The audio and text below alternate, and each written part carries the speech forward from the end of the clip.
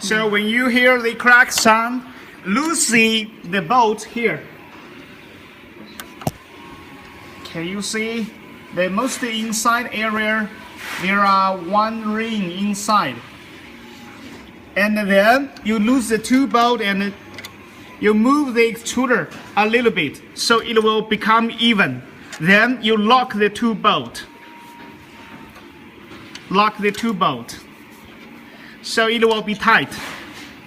Make sure there are two bolts to be locked.